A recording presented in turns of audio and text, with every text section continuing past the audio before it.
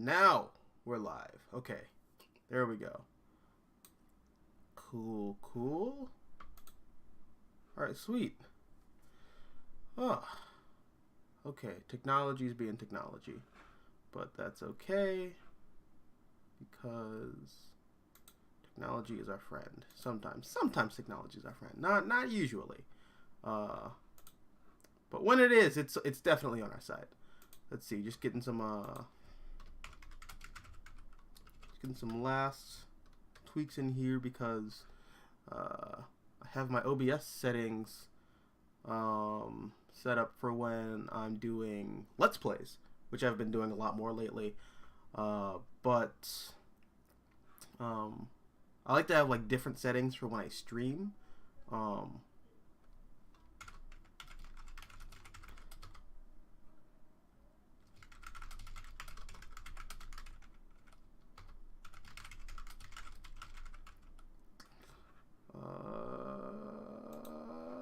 And yeah, cool. Alright, DP Fans is comics time. Hey, what's up, DP Fan? How you doing? Hey, what's up, Josiah? Yeah, it goes very well, my friend. It goes very well. Thank you very much. How are you guys doing? What are you guys reading right now? Are you reading anything interesting? With it being Wednesday, obviously, I went to my local comic shop and I picked up some comic books. There was a lot of good stuff out today. My pulls have been like more DC heavy as of late. Not that Marvel's not putting out good stuff. It's just I'm getting a lot of stuff in trade right now. Even some of the stuff that I have like right here in my hands it's stuff that I maybe should be getting in trade. But I mean, for the most part, it's like miniseries or like books that probably aren't going to survive past like issue 5 or 6. So they're basically already glorified miniseries. But yeah, no. Let's go through the gambit, right? First up, I picked up Wonder Woman Evolution number 3. This series has been just really cool so far. Like I'm really enjoying this book. This is kind of everything that Alright. If I'm reading the DC Omniverse correctly, because the Omniverse still doesn't make sense to me. But if I'm like inferring this whole thing correctly, this feels like, the Omniverse version of Wonder Woman. It's taking everything from the 30s and 40s. Well, not really 30s, because Wonder Woman was created in the 40s. But it's taking everything from the 40s up to now and just saying it all happened. In the same way that like Grant Morrison, with their run on Batman, said everything from the 30s to now happened. And I think that's pretty cool. I think that's pretty interesting. Also, like, look at some of this art. This is really cool. Now, I will stress, I haven't read this issue yet. I just picked it up because I follow Mike Hawthorne on Instagram, Twitter, but I should follow him on Instagram. He's a great artist. And yeah, man, this comic's just really cool. Like, I remember seeing this image for like the longest time and thinking, holy shit, this comic is the CEO of sex. Like, if sex had a CEO, this comic is it. It's beautiful. It's breathtaking. I absolutely love it. I also love just simple stuff like the design of Wonder Woman's face. She has a very Greek face. So yeah, just stuff like that's really cool. But yeah, no. Wonder Woman Evolution is really good. I'd say don't sleep on it. It's also a mini series. I think it's like 8 issues, so it's kind of a maxi series really. But yeah, don't sleep on that. Yeah, it's a good comic. HR Goes Vocal. What's up? How you doing? Welcome to the chat. Welcome to the stream. Josiah says I'm reading the Mighty Avengers by Dan Slott. So far, it's just meh. I'm very confused there because I didn't know that Dan Slott was doing an Avengers book. I know he's doing the Fantastic Four, but interesting. I feel like I'm very out of the loop now when it comes to Marvel. Well, that sucks that it's just meh. But let's see. DP Fan says Justice League: The Last Ride book was really cool, and it was by Chip Zdarsky, and Wally was the Flash in it. Yes, he was, and that's why Chip Zdarsky is the GOAT. Chip Zdarsky's great. I absolutely love his stuff. I even checked out that like Batman Dark Knight book that came out today. It's fine. It's okay. It's not fine. I feel like if it came out, if this book, if like that book came out like maybe 6 or 7 years ago, I would be thinking it's like the greatest shit in the world. But because it came out now, when Batman makes up 43% of DC Comics' publishing line, it's not nearly as impressive as I want it to be. And that's kind of unfortunate. And we'll talk about that later, because I have like a whole thing in my head about like DC just oversaturating the market with Batman. Because there's like a whole lot of talk about that on Twitter earlier. I'm not sure if you guys use Twitter. You probably shouldn't. It is a hell site. I'm not just joking when I call Twitter a hell site. It is a hell site. But that's where I get a lot of my comics news, because that's where a lot of the comics people hang out. But yeah, no, that Chip Zdarsky Batman book, or it's more like a Bruce Wayne book, it's pretty cool, but you know, again, Batman's oversaturated, so it doesn't nearly feel as impressive as I think it should be. DP Fan, Omniverse and Linearverse, Metaverse, creators are like, everything's canon regardless. Yes. Which is frustrating, because I feel like in DC's case, while I like the idea of DC finally just embracing their entire history from the Golden Age up to now, I think it's one of those things where I like the status quos that everyone's at right now, and I like that, you know, people are calling back to stuff that happened in like the Golden Age and the Silver Age and blah blah blah, and like really kind of roping all that stuff back into canon. But it's also just weird, because there have been 3 reboots since 1987, and all of those characters have experienced like major like changes in their history and mythologies. So I don't know, it's just weird. But that's one of those things that just goes back to my hot take, I guess you could call it, that the original Crisis was a mistake. But yeah, you know, it is what it is. But I don't know. It's giving us cool stuff like this. So I'm fine with it. Josiah Haynes. Oh, no. It's from 2007. What? What's from 2007? Oh, well, you're talking about the Batman thing I was talking about earlier? No, that came out today, but I feel like if the Chip Zdarsky Batman book that just came out today came out in 2007, I think it would have been much more impressive. Because DC wasn't like bending over Batman and just like whoring him out to the degree that they are now. That's an eventuality that comes later. God, my Bane voice still needs some work. I've been practicing it in my Batman Arkham Asylum Let's Plays, but still not great. It could still, I can improve. I can definitely improve. Seabay, Hey, I think I already said welcome. Welcome to the chat. But yeah, what's up, Seabay? Seabay says I got Spider-Man Spider Shadow last week, and then Comic Pop's episode came out about it today. Really? Oh, sweet. I haven't watched Comic Pop in a while. Although I do watch Absolute Comics sometimes. Because I really like I almost said Rob. Rob doesn't really talk with them anymore. But I really like damn it.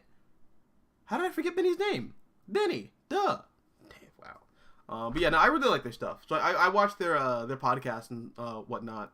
But I don't find myself watching too many comic book YouTube channel things anymore. Probably because I'm like trying to grind on comic book stuff myself on YouTube. So when I am on YouTube, I'm just watching the stuff that I watch otherwise normally, like binging with Babish and like cooking videos. And I'm not sure if you guys watch Google Foods. You know, Google Foods, he's the guy who does he does like steak videos.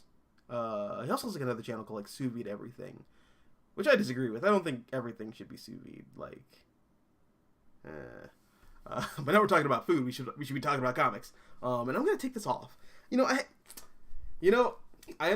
I understand why in superhero movies everyone takes off the mask, like 3 seconds in to the film after their scene.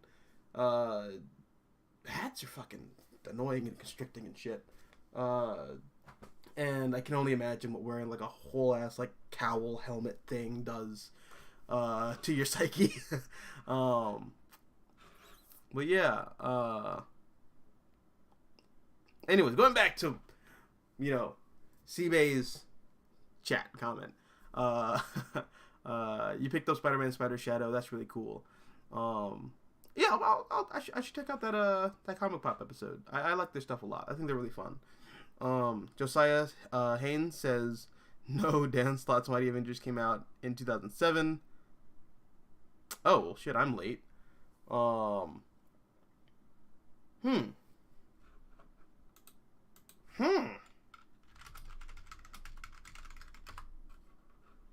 Was it good? Let me know if it was good. Oh, this was during Dark Reign. Okay. Yeah, so that was all the stuff that I skipped. Oh well. How'd you get your hands on that? I know a lot of that stuff's out of print right now.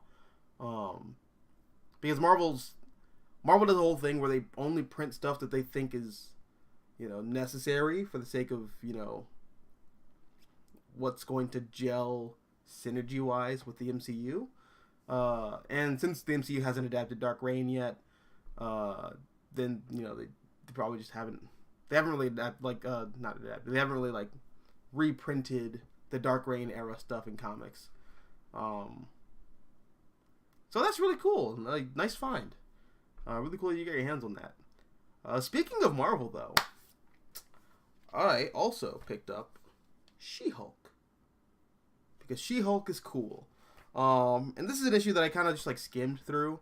I thought it was, like, alright. I mean, it's weird because I mainly got it for the art. Jorge Antonio is really good.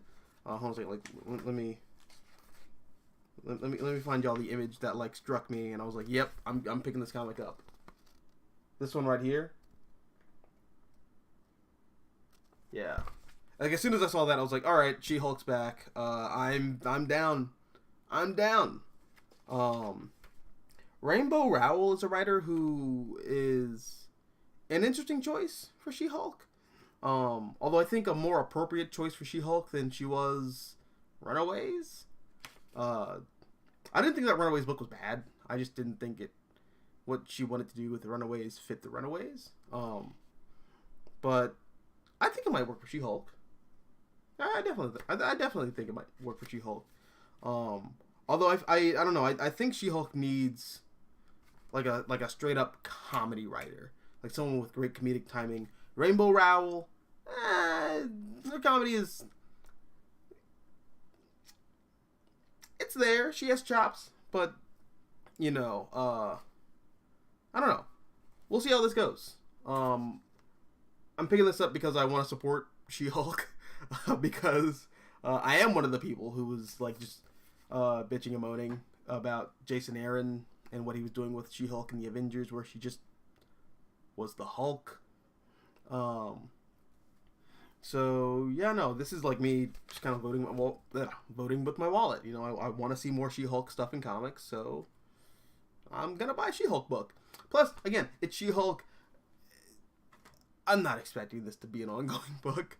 This is probably gonna be like, you know, in a year's time, one of those things that's retrofitted to be marketed as a miniseries. You know, the critically acclaimed miniseries She-Hulk. Marvel tends to do that a lot. Yeah, no. I'm I don't know. Part of it is also I just dig Jen Bernthal as an artist, and this cover is amazing. I think all of the She-Hulk, like the regular covers. Actually, no, this might be the regular cover. Okay, never mind. So this isn't a variant. This is the original cover. Cool. I almost was about to say that I picked up a variant, but I didn't. This is the actual cover. Cool. Yeah, I like She-Hulk. I'm kind of excited for that show.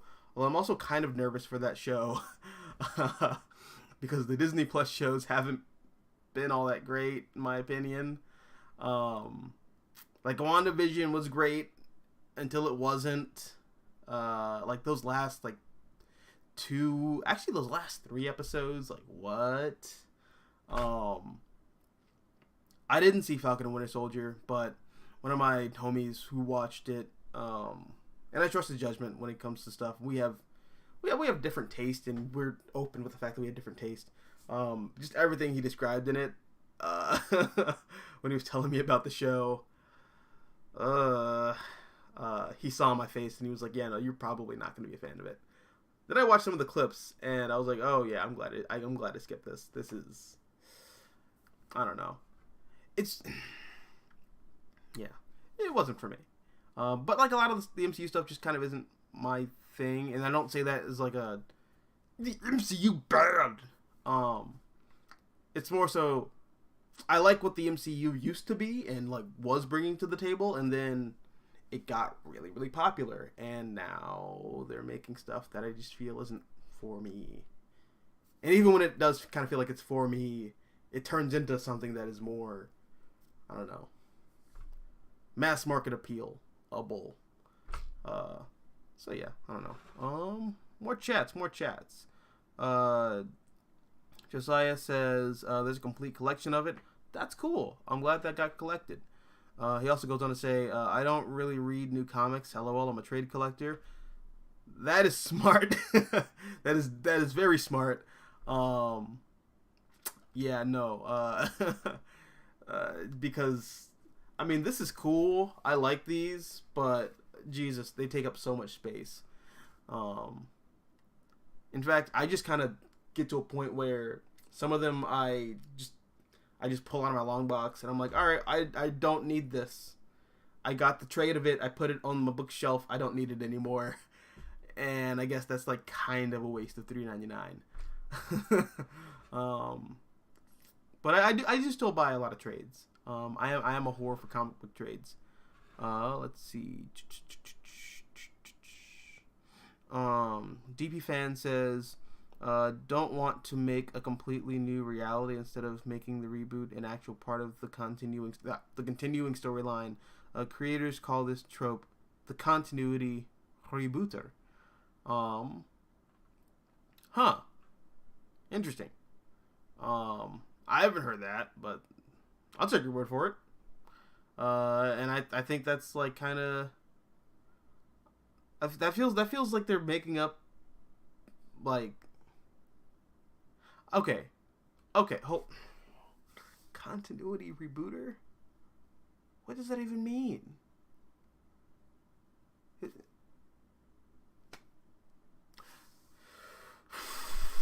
Okay, sure that doesn't make sense in my head, but all right, whatever.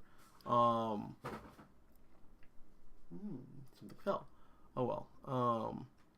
HR goes vocal, retracted some chats. Oh well. I'm curious to know what you said, but if you don't, if you're not cool with what you said, that's fine. Sure. Moving on to the next comic that I have in my stack. And yes, Josiah, I have 3. I bought 3. 3 trade. Not 3 trades. That would be like. That's. Whew. I'd be like, you know. I'd be like dripping with money at that point, but no, I'm not. I'm still poor college student. But this is my last semester, so maybe poor college student days are almost over. Maybe they're numbered, hopefully. Speaking of new beginnings, though, Supergirl, Woman of Tomorrow, issue number 7. This is the penultimate issue of Tom King and Bilquis Evely's Supergirl book. I'm really enjoying this. It's just... Jesus, dude. It's so weird. Every time... I know Tom King gets a lot of crap. And I understand why Tom King gets a lot of crap. But... I really think if you put Tom King on, like, a Superman kind of title... Or not like a Superman title. If you put him on... Like, if DC... If DC... resurrected the Batman family line and the Superman family. Sorry. Yeah, I got a piece of lemon zest in my throat from drinking lemon tea. Yeah, no. If DC like resurrected the Superman family titles and the Batman family titles, Tom King should definitely be the one to take over the Superman family title, because Tom King gets Superman and Supergirl. Like, he just gets it. Like, I mean, I really like what Philip Kennedy Johnson is doing with Superman and Action Comics. I think what Tom Taylor's doing is abysmal with with John Kent. We can talk about that too if you want. But I don't really feel like I'm not really in the mood for like getting too negative right now. But yeah, I know, like, I think Tom King is fantastic. I think Bilquis Evely is fantastic. I've been creaming about this book, like, for the past God knows how long. Just, hold on a second. There's a page in here. Again, took my breath away. Okay, first of all, look at this first page. Look at that first page right there. This is gorgeous. Hold on a second. Like, does this show up on the stream? There's like a little delay between what I see and, you know, what's on the camera, but nah, dude, this is gorgeous. And even stuff like this, it's absolutely breathtaking. Like this is the book that like made me a fan of Bilquis Evely. And like not like right now I'm like hunting down some of the other books that she's done. She did like a Shaft book a couple years ago, which there was a Shaft book a couple years ago. I don't know why I forgot about it. I just didn't know she was the artist. But I wish I'd known, because I would have immediately picked it. Well, okay, maybe not back then. I probably wouldn't have immediately picked it up back then, because I don't know. I'm one of those... It's that weird thing where I don't tend to recognize art in comics a lot. Or at least I didn't for a long time. Cause I'm a post 90s kid. So like I grew up reading comics after the whole like 90s boom and bust. And during that whole period of time, everyone was like, just, they had a rock hard solid on for like artists. Like, oh, Jim Lee, Rob Liefeld, you know, like Alan Silvestri. And you know, me, and I guess many of you guys in the chat too, grew up in the era after that, when the comic book industry had a complete 180 turn, where instead of like jerking off to the artist, everyone jerks off to the writer, you know? Like, oh, Brad Meltzer's doing a Justice League book. where Sue Dibney gets raped by Dr. Light. It's okay. And we're still in that era too. Like, make no mistake, we're still in that era where, like, you know, these publishers are just letting writers do whatever the hell they want, just like in the 90s and even kind of the 80s a little bit. These publishers let artists do whatever the hell they want. If you don't think I'm right, or if you think I'm bullshitting, well, I mean, Heroes in Crisis exist. You know, like, and even the way that, like, comics are kind of talked about in, like, comics journalism, it's all skewed towards the writer. You know, we never really talk about the artist so much.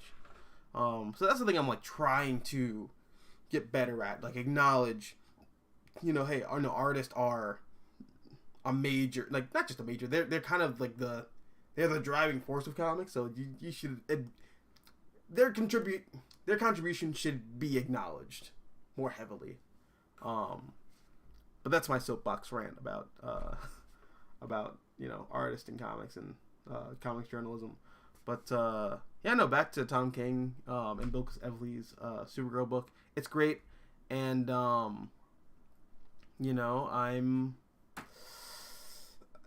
I'm sad that we only get like one more issue, but I've loved everything so far. So, you know, yeah, I'm into it.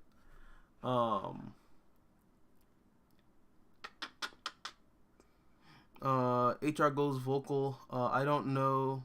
Oh, I didn't know Spidey was a hothead back in the day. I grew up with the Raimi trilogy, and it stuck for a while. I prefer the comics more than the movies. Still love the films, though. Rewrite. Oh, cool. Yeah, no, I agree. So for me, it's that's interesting you bring that up, because I'm in a similar boat, but not really. For me, like, my first major introduction to Spider-Man is the 90s cartoon. Even though I didn't watch it in the 90s because I could barely speak words. I was a toddler. But my mom was a teacher, and she would travel around the world. And I remember, the first real experience that I had with Spider-Man was going to this mall in South Africa where there were these Spider-Man VHS tapes, and the Hobgoblin was on it. And I was like, that looks cool. That's a weird way to like draw the Green Goblin. And for the life of me, I don't know how I knew who the Green Goblin was at that point. Because that was before the Sam Raimi Spider-Man movie came out. So I don't know how I knew who the Green Goblin was. But I don't know, weird. But like kids are like that. You know, I've talked to a lot of parents at my local comic shop back when I used to work there, and even just now, like 4-year-olds will like quote Empire Strikes Back, and like the parents are like, wait, what the fuck, dude? You've never seen Star Wars. How do you know that line? How do you know that reveal? Weird. But yeah, no. As a kid, I watched those like 90s Spider-Man VHS tapes, and yeah, that was my introduction to Spider-Man. And Peter Parker in that series is very similar to Raimi's. He's very similar to the Raimi interpretation. And I'm not a big fan of the Raimi version of Spider-Man, but I get, you know, why that film kind of is the way it is based off the 90s cartoon, which was probably at the time the most popular thing in Spider-Man culture around that time period. But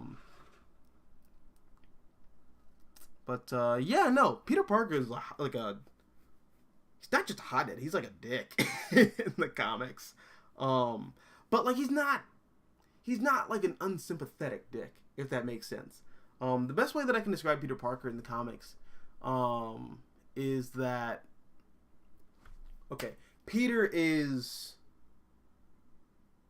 a very put upon average Joe who sometimes lashes out at people and sometimes says things that he definitely shouldn't say to the people in his life and the people that he loves because he has a chip on his shoulder. Not just a chip on his shoulder, he has multiple chips on his shoulders.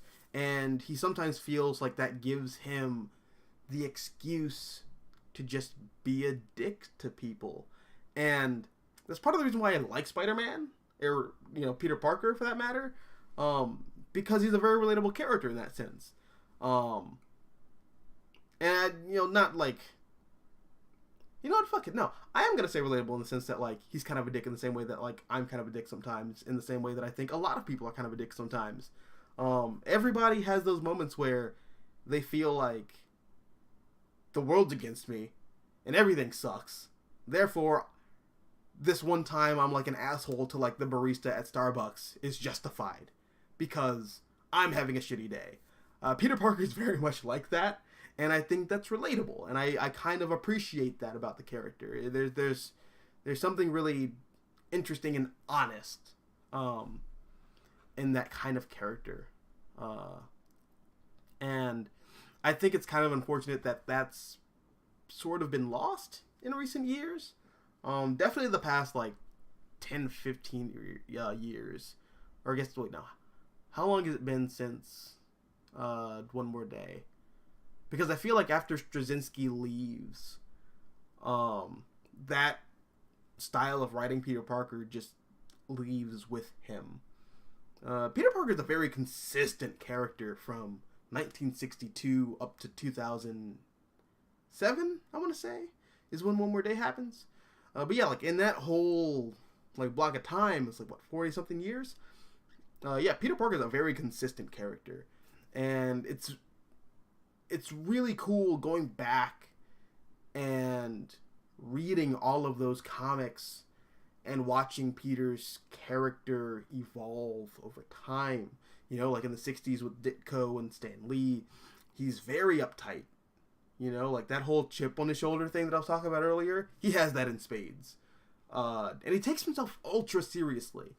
But that kind of dies down a little bit, once you get into, like, the John Romita era, when Stan Lee kicks Steve Ditko off the book, basically, and, I almost said Jack Kirby, but not Jack Kirby. Romita, John Romita Sr., who is a consummate romance artist for Marvel Comics throughout the 50s and even like I think the 40s too. He comes in and he's like, "Look, man, I know you're doing a whole, like, angsty teen drama thing, but I'm here to draw pretty girls." So that's when Peter Parker gets put into college, and that's when Peter kind of has to lighten up because John Romita Sr. wants to draw pretty girls. And Peter Parker starts to take himself a little less seriously, and he's more open with people, and he's still a bit of a jerk to people, sometimes unnecessarily, and he still lashes out at people, but all of those emotions feel kind of natural and real based off the character that was established in the original Steve Ditko and Stan Lee run. And then you get into the 80s and even the 90s when that character evolves and, like, he's properly an adult and he's in the adult world. I don't know, man, just Peter Parker's a consistent character, and I think he's great until One More Day. Because everything from One More Day, like, to now, Peter is just, sometimes he's a Big Bang Theory character who's Leonard from The Big Bang Theory, which is like, "Oh, shucks, I'm a nerd. I'm an adult nerd." Or sometimes he's, Tom Holland in the MCU, where he's just like a cute little dorky plush toy. So yeah, no, I think the Peter Parker of old is, like, dead and gone. Which is unfortunate, but what are you gonna do, right?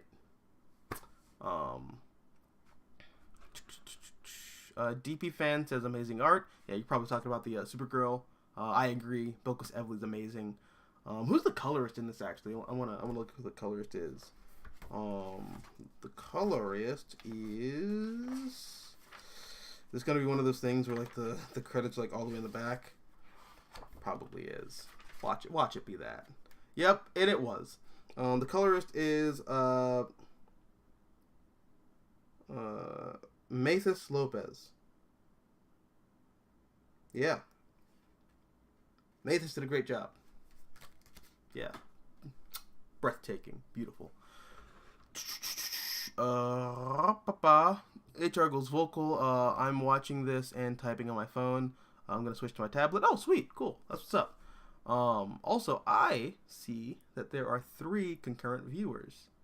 How about we get this stream up to 3 likes, huh? Yeah. I think that would be cool. I don't know if you think that would be cool, but I think that would be cool. Let's see. Josiah Haynes says, if you got the chance to write any character or title you wanted, which would I pick? That's a hard one.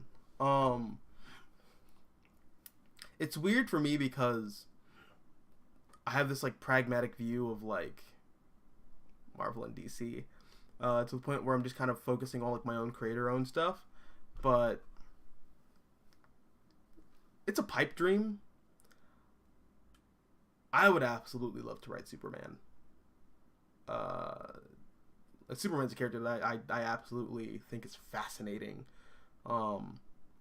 And he's a character who I unfortunately think is hindered by the very thing that I think every writer sees as the end goal for their creation, and it's his popularity and iconography. I think so many writers in comics and movies and video games and TV shows and all the like, when they approach Superman, they approach him as an icon as opposed to a character. And that's kind of frustrating for me because I think the character of Superman is fascinating. You know, like you have this guy, right? First of all, no, screw it. Let's go back even further. You have this alien, this baby alien, this like newborn alien, put in a rocket, and then just jettisoned away because all the political leaders of that planet failed and destroyed everything. Planet's gone. Boom, no more Krypton. Baby lands in Kansas, Smallville, Kansas, raised by this young couple who are just like the nicest people in the world. Because who else would find a rocket baby and not shoot it in the face? Or like call the authorities or something like that. Like, no, they find this kid, they raise him like their own, they give him all these like really cool values, and that guy goes off to be a reporter. What? Again, Clark Kent. He can audio visually connect with the entirety of the electromagnetic spectrum. Yeah. He can fly at the speed of light. You know, he can witness, events on an atomic level that we, with a human understanding, can't even comprehend. This guy, right? This guy thinks he's a freak of nature, finds out that he's like an alien, he's adopted, all that stuff. Probably has a lot of childhood trauma surrounding that because, again, with most kids who were adopted, I knew a couple kids who were adopted growing up, they have that whole thing of like, what are my parents? They didn't want me. But like, imagine that on like an intergalactic scale. Just all of that. His dad's a farmer. His mom's a doctor, or sometimes a veterinarian. It depends on the mythology, because DC Comics keeps rebooting and retconning things. But again, his parents help people. This adopted kid from space grows up looking up to his parents, and his immediate thought with all the things that he can do, is be a journalist? That's weird. That's kind of weird. But I love it. I think that's fascinating. And then to even take that like further, after he's a journalist, you know, he starts to see that maybe the power of the press is maybe not as powerful as he thought it once was. So he decides to rectify that by dressing up like a luchador and calling himself Superman. There's a lot there, like psychologically, emotionally. Superman's a great character. I would love to write him one day, but I just with DC Comics being DC Comics, I'm probably never gonna do that. And just given the state of DC Comics, I don't really think I want to. But I still think the character's fascinating. And yeah, to answer your question, if I ever got the chance to write a character, I would love to write Superman. Yeah. DP fan hitting us with the era of the writer is way better than the era of the artist. It depends. I think there's a lot of cool stuff coming out right now. But I also think in the age of the artist, there's also a lot of cool stuff coming out. I think when people look at the 90s and the 80s and like that whole era of comic books, you know, when we were kind of in the thick of the market boom and the market bust, I think people tend to look at the corporate symptoms that led to the bust as opposed to, you know, what led to the boom. You know, like there's a lot, like there were a lot of great artists that came out of the 80s and 90s. You know, like say what you will about, you know, the likes of Rob Liefeld and like Jim Lee and like all those guys. I mean, I like Jim Lee a lot, but you know, like, and I like Rob Liefeld too. Sue me. But say what you will about all those guys and like that whole era when everything was just put on the artist to tell the story. That's when we got a lot of great artists. And that's also when comic book art had a major upgrade. I love, you know, comics from, you know, the 60s and 70s and, you know, the early 80s, like, actually, screw it. Sorry. Like I have right here, you know, this is Bronze Age Justice League. I picked this up today. I love all those comics. I love like this art. Is this Neil Adams? I don't think this is Neil Adams. This doesn't strike me as Neil Adams. Not enough shadows. Also, this would have been like, what, 1970... this says 1970 to 1971. Okay, this is not Neil Adams. But yeah, no, I like art like this. I appreciate art like this. You know, I think it's fun. I think it's like a cool throwback. But if we're gonna be honest with ourselves, I really don't think... Did the stream pause? No, it didn't. Okay.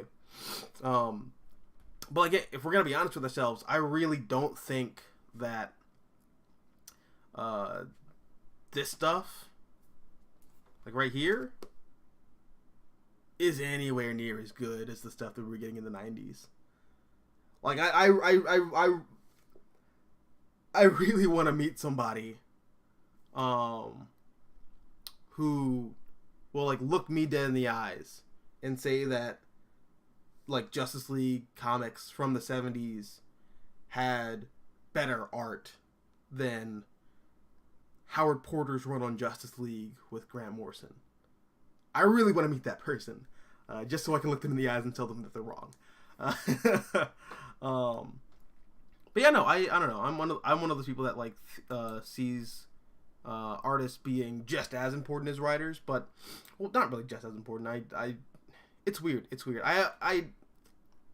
You know what? That's a video topic. I want to work through those feelings, in a video. And Tevya's saying that I froze. Okay. Yeah, I've been having internet problems lately. Hopefully everything's all right.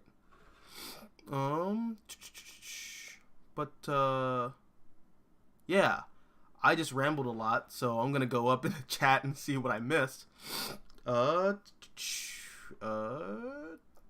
DB fan, David Finch is one of my favorite artists. David Finch is great, and I met David Finch. He signed one of my early DC Rebirth Batman comics. It's in my long box somewhere. Oh man, sorry, allergies. It's my fault. This room is dusty as shit. That whole stereotype about college boys not dusting their rooms properly. Yeah, no, I live up to that. I'm not sneezing all the time because I'm doing cocaine. I'm not cool enough to be Pokimane. But yeah, no, David Finch is great. I met David Finch for the first time at AwesomeCon in, I want to say 2016, 2017 maybe. Great guy, like phenomenal person. Really built too. That's a weird thing. Has anyone noticed that? Like, if you've met artists at conventions, artists are all buff. Like dudes especially. Like Greg Capullo, Lee Bermejo, John Cassidy. Like every artist that I've met is every male artist that I've met is just like a hyper buff dude. It's weird.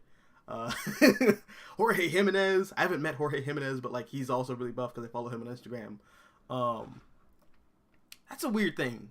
That's like very random that I noticed. DP fan goes on to say, I remember the 90s Marvel and DC animated universe shows being reruns in the 2000s and the Disney Channel shows growing up. Yeah. Although I don't think they were Disney, it was Fox Kids. But there was also a weird thing where and this is me showing my age, but I'm 25. You guys know that already. But like growing up, if you missed the Marvel shows that were like reruns on Fox Kids, you could find them later on Sunday morning, because I think they showed on the Fox Jetix. I think it was no Jetix was a Disney one. So I think they showed on the Fox Kids like 4-hour spot for Marvel on Saturdays, and they were showed again on ABC on like Sunday mornings. And that's how I watched that's actually how I watched a lot of the X-Men in the animated series from the 90s, which does not hold up nearly as well as I think a lot of people like to think it does, which is like that show's making a comeback, and a lot of people are excited for it. I don't know why, because that show was not great. No, I'm sorry. I can't front. I've seen X-Men Evolution. I've seen Wolverine in the X-Men. I've seen the X-Men anime series. I'm not gonna sit here and like lie to myself that the X-Men animated series from the 90s is great. It's not. But for a kid, like growing up in like the late 90s or the early 2000s, it works. And yeah, but it is what it is. I'm also like not an overly nostalgic person. I don't think I've actually, I have said that before in past videos. I'm not a nostalgic person, so sorry if I say something mean about things that came out that are considered classics, but I'm not nostalgic. DP fan, Peter Parker, the new Marvel show, Peter Parker with the Marvel Now reboot of 2012, And the Superior Spider-Man onwards, Peter feels like a clown. Yep. And I don't know. I don't really want to get into all that because I pretty much said my piece on modern era Peter Parker with my video about Dan Slott's run on Spider-Man and the other videos that I did talking about Nick Spencer's run on The Amazing Spider-Man. So yeah, no, modern Peter Parker feels like a clown. I don't like it, but that's what Spider-Man is now, I guess.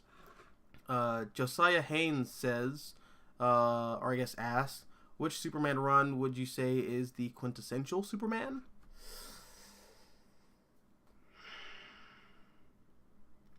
That's difficult. Because Superman is one of those characters who... So, like, okay, here's like the core difference between Marvel characters and DC characters. Marvel characters are characters that are like that is them. Like that whole like it's an interpretation of it. No. That does not work for Marvel characters. Peter Parker's Peter Parker. There is one Peter Parker. There is one Reed Richards. There is one Susan Storm. There is one Deadpool. Like, those characters are consistent characters. That's the point. It's a soap opera. DC characters aren't really so much. When it comes to DC characters, it's more so about what you see in them. If that makes any sense. DC characters aren't really consistent. And that's the only thing that's consistent about them. They are consistently inconsistent. And it really just kind of boils down to your personal preferences for what you want out of Superman. For me personally, like, my quintessential Superman run is not really a run, it's more like an era. It's the City of Tomorrow era. I think that era for Superman is perfect. Well, not really perfect. I think there's a lot of stuff in there that is pretty crap. I am notoriously not a fan of Jeff Loeb. Even before Jeff Loeb was getting canceled by everybody. Which I don't want to say, like, makes me feel vindicated, because it doesn't. Because that's, like, all cancel culture stuff, and I think cancel culture is very, like, I don't know, it's very weird. I find it very weird, and this is like a little tangent, but it's so weird when people who are, like, considered good artists or, like, popular artists, they get canceled, and then everyone likes to retroactively say, well, actually, Joss Whedon's Avengers isn't really all that good. Okay, but you were sucking that man's dick down, like, 4 years ago when Age of Ultron came out, and you were making all those, like, in defense of Age of Ultron and in defense of the brilliant mind of Joss Whedon. No, don't backtrack now. Don't try to say that Joss Whedon was actually never really all that good just because he got canceled now. No. Like, I don't know. I find that whole thing silly. And I'm seeing a lot of people do that with Jeff Loeb. After the whole controversy about him making some very, very racist remarks to a lot of the Netflix studio and cast members back when Marvel was doing that joint venture with Netflix for the street level shows. Like, I've never been people are now trying to cancel Jeff Loeb and say, like, his work was never all that good now, but I mean, back then y'all were on that shit, and but I never was. You know, I never really was. I was never a big Jeff Loeb fan. I liked Long Halloween and Dark Victory as a kid, and then I grew up and I read them again, and I was like, oh, these maybe aren't as good as I remember them being. I like the ideas in them, but I'm not a fan. But I say that to say, the City of Tomorrow has a lot of stuff in it that I don't love. Primarily the Jeff Loeb stuff, but I'm also just not a big fan of Jeff Loeb. And there's some of the stuff that Joe Kelly does that I really like, but also really dislike. I think Joe Kelly is one of those cases where, like I was saying earlier, sometimes there are writers who just kind of, they get stuck in the iconography of Superman, and they can't quite navigate themselves to the character and pull the character out of the iconography. I think Joe Kelly falls into that trap a little bit, or I guess fell into that trap a little bit. But for the most part, I think that whole City of Tomorrow era is great. And I think it ends with Ending Battle. Actually, no. It ends with the World's Finest book by Jeff Loeb. And I think that's a fitting end for that whole era. Because Lex Luthor's not president anymore. You're kind of in this new stage of Superman's life where him and Lois, they've completely reconciled. And yeah, no, I think that whole era is really cool. I like it a lot. And part of me likes it a lot because it is definitively post-crisis Superman. They are writing a John Byrne-style Superman who is definitively like Clark Kent first, and Superman is just kind of like an ideal that he wears as like a mascot and then goes out and does Superman stuff. But like in his head, he is Clark Kent. He sees himself as Clark Kent. And that's the stuff that I really like and connect with. But the world around him, you know, since this is post-crisis DC, and since, you know, that whole John Byrne into Dan Jurgens era was a more like grounded, gritty, you know, interpretation of Superman. By the time we get into the City of Tomorrow, we kind of go back to a more established. Oh yeah, no, that happens again. Sorry, I don't know. Is what it is. Perks of living in an apartment building. But yeah, no, we kind of go back to that old style Silver Age, you know, DC Comics Superman. And so like in a way he like works himself back to being classic Superman, but you know it's still done in the style of, you know, that John Byrne 80s Superman. I love it. City of Tomorrow is great. I got the first 2 trades over there. And I think they're gonna do like 3 more, which is gonna collect Ending Battle, which I think is the end of the stories after Ending Battle is like the end of that era, because there's also like Harvest, by Joe Kelly, I think. I can't remember who does the art. I think Phil Hester does the art and knows a lot. But yeah, that's my favorite era of Superman. That's for me quintessential Superman. DP fan. Superman is hindered by nostalgia bait of pop culture media. Sorry, I'm reading these terribly. Superman is hindered by nostalgia bait of pop culture media and becomes an iconic stereotype. Yeah, that's the problem. I think too many people look at Superman as an icon before they look at him as a character. Which is funny because that's, for me, that's why I really like the Zack Snyder interpretation of Superman in the movies. That was a version of Superman that, you know, Snyder, depending on, I know it's like an unpopular opinion. I know a lot of people don't like Zack Snyder's interpretation of Superman. But for me, when you look at Man of Steel into BVS, he's very much looking at who Clark Kent is as a character and evolving him into not necessarily an icon, but he's evolving him into the catalyst for what that icon will be perceived as. And I think that's a fascinating idea, that the world just can't really handle. You know, if I'm gonna put it like that. Because Superman's stuck in that Like you said, he's kind of stuck in that nostalgia bait pop culture stuff. Yeah, it's unfortunate, but it is what it is. Tevia says hello Tevia, how you doing? I think I said hello to you already, but if I didn't, what's up, buddy? Great to have you here.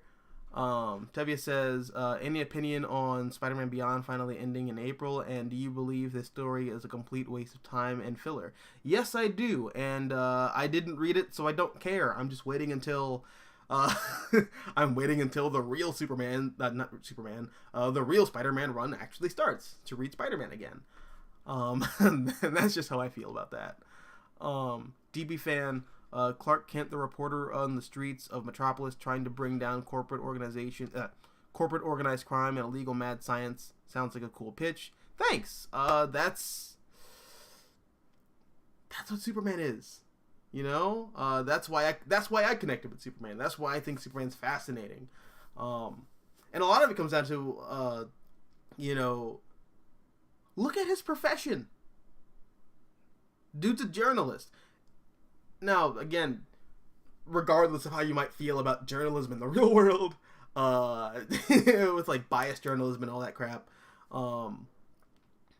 in the confines of the DC universe, you have this guy who's an idealist and an optimist, and his goal is to fight evil with a pen rather than a sword, which is himself. He is the sword.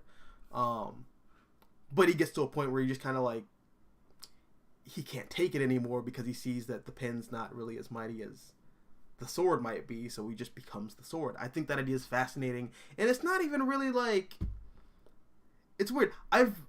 This isn't the first time I've brought that up to people, and when I tell people this, they look at me like, oh, that's a revolutionary idea for Superman. Like, why has nobody ever thought to do that before?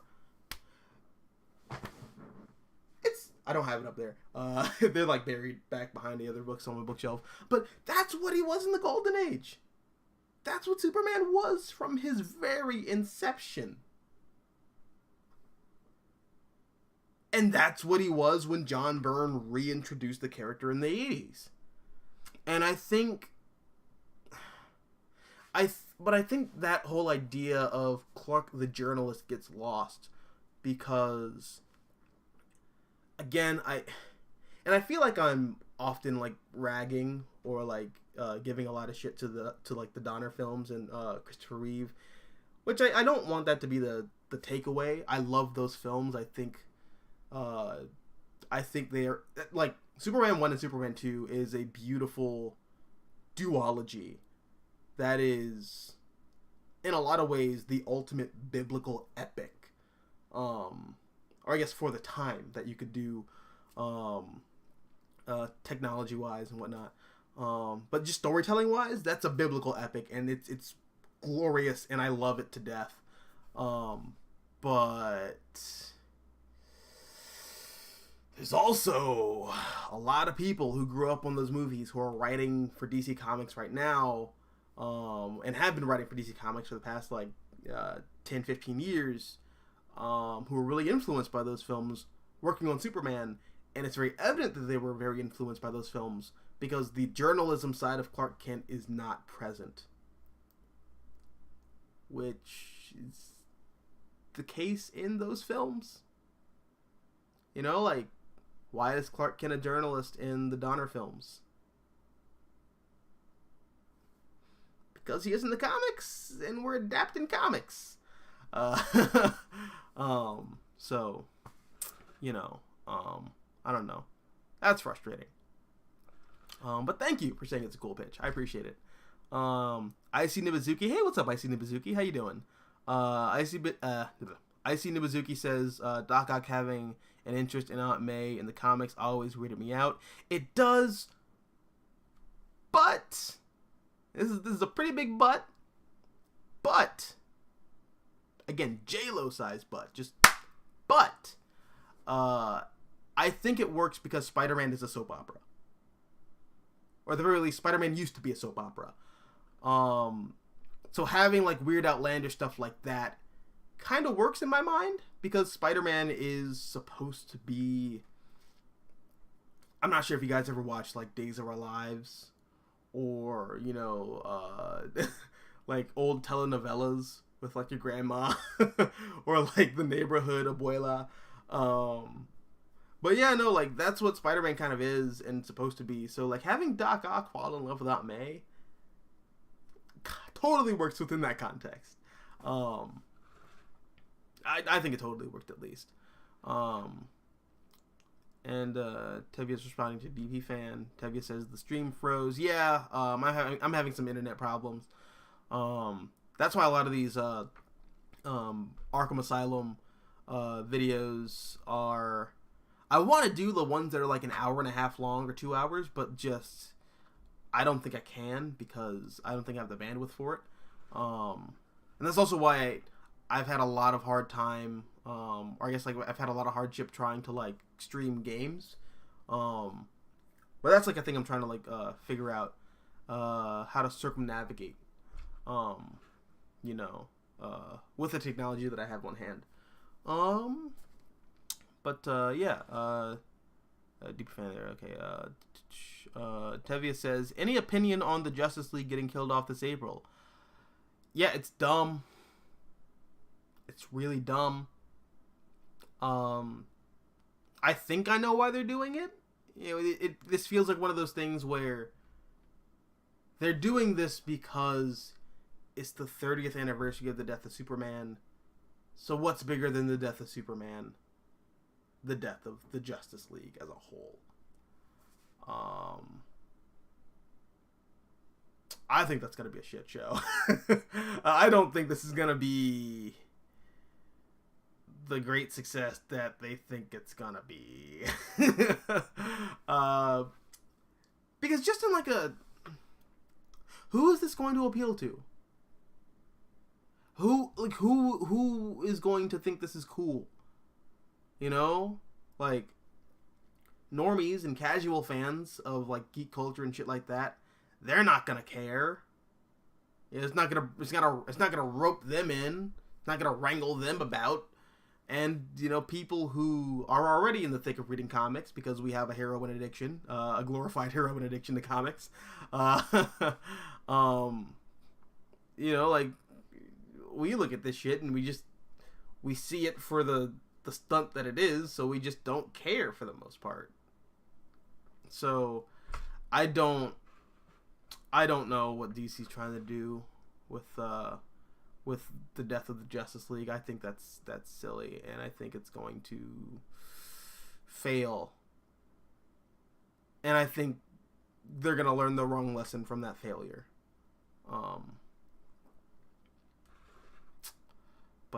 Yeah, no, get ready for Superman to be written out of the books, and get ready for Batman to be written out of the books.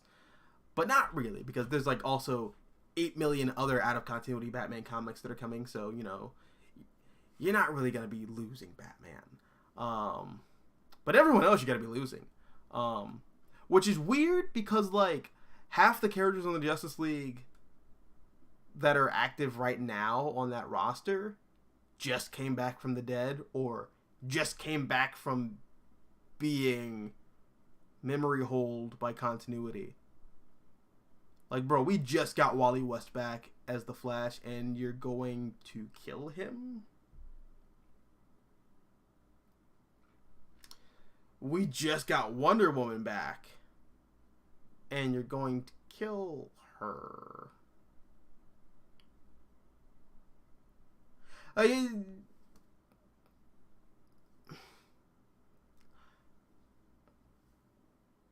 putting my hands up.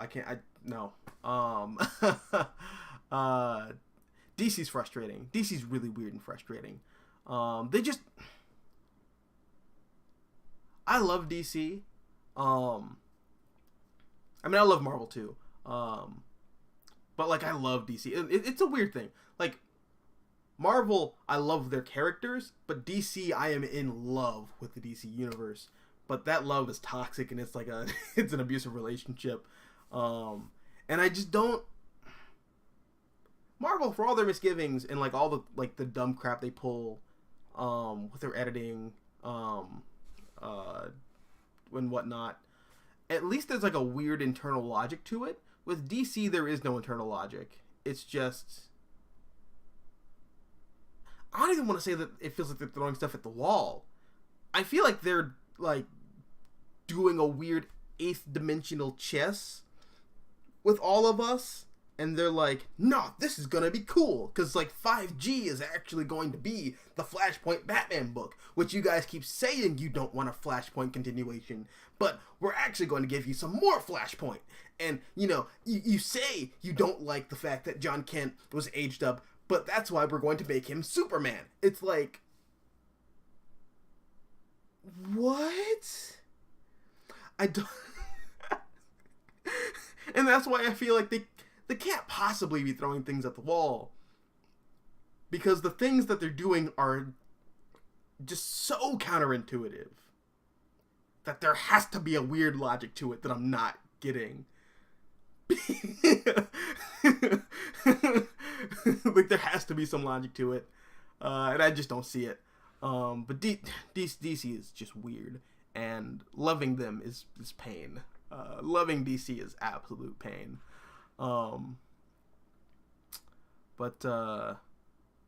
Yeah, Tevia says, any opinion on Superman and Lois season 2? Because I think the show has been awesome.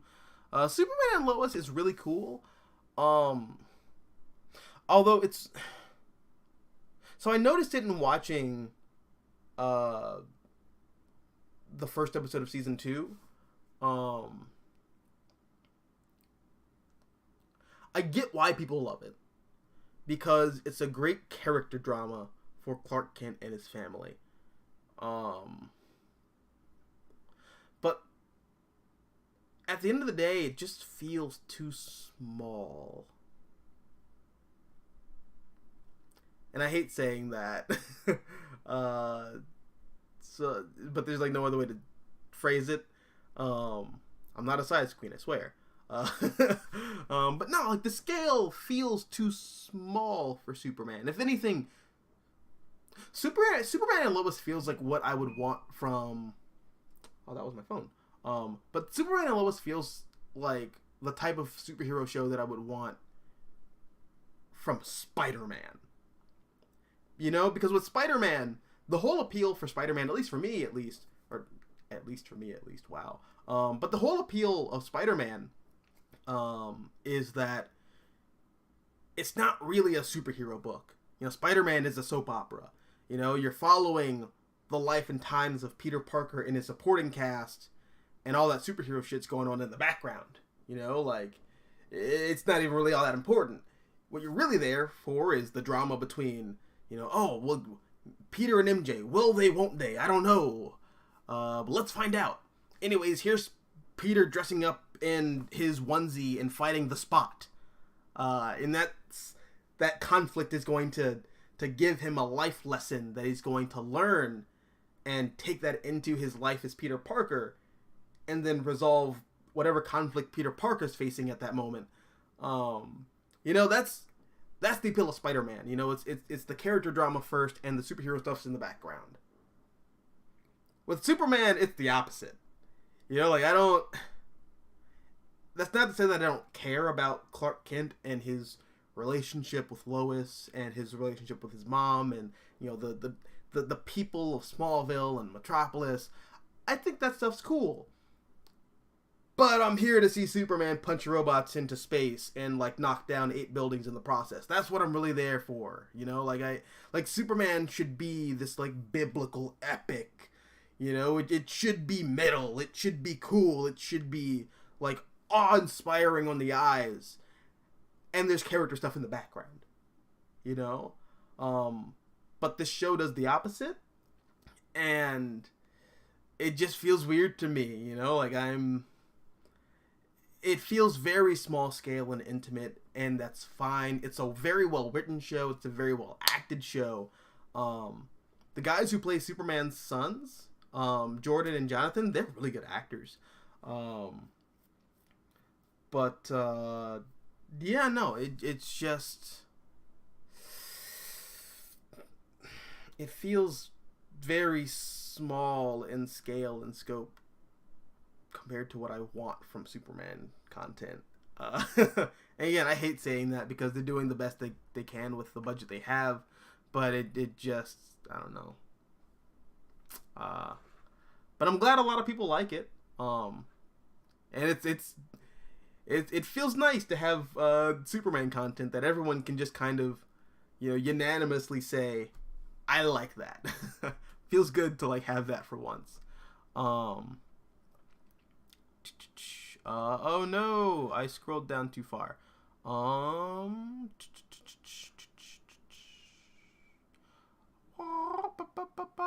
Okay, there we go.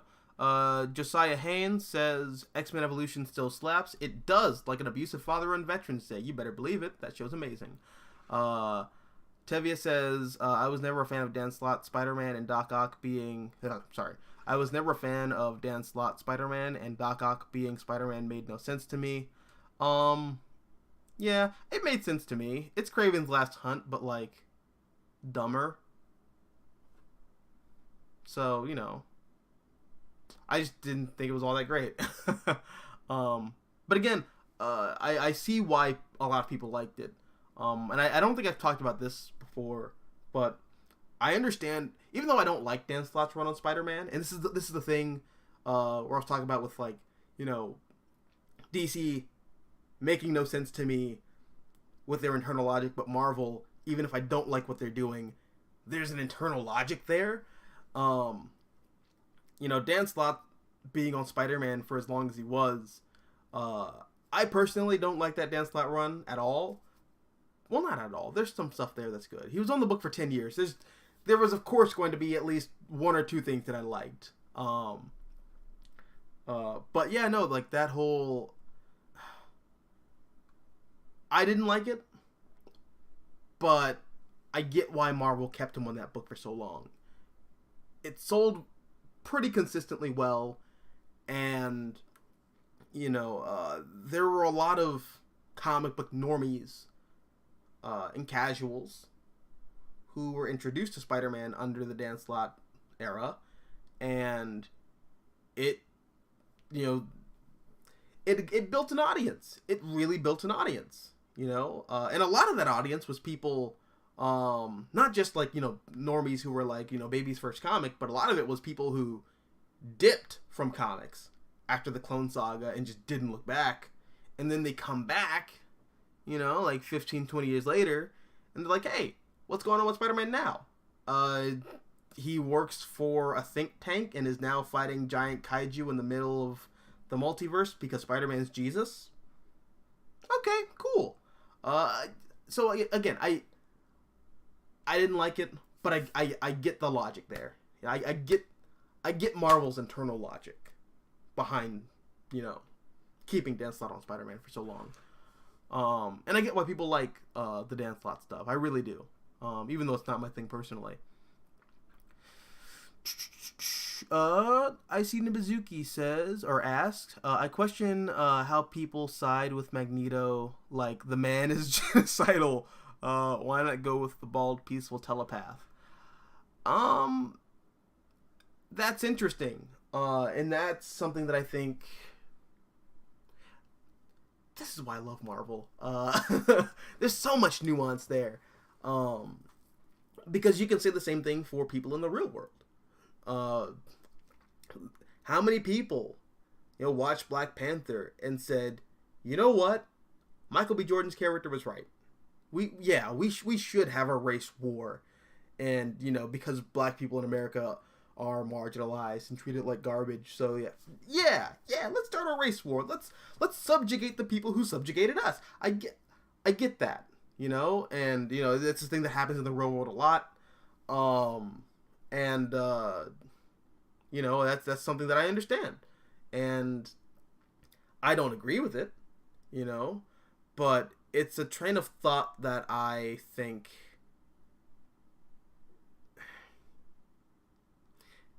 it makes sense. And I think for the case of Magneto, he is a crazy person and he is a hypocrite.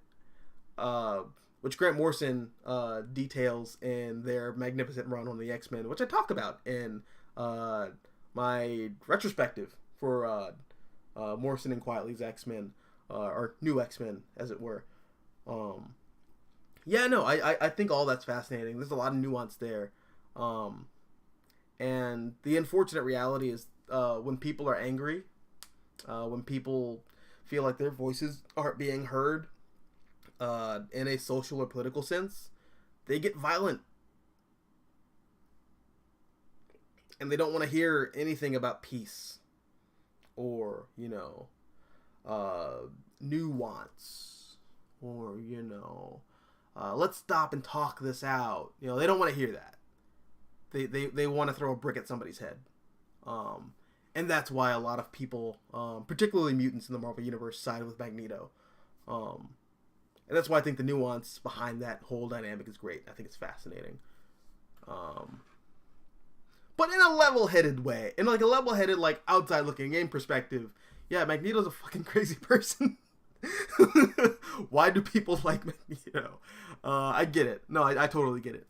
DP Fan says X-Men the Animated Series in a nutshell equals stereotypes versus bigger stereotypes. You hit the nail right on the head there, buddy.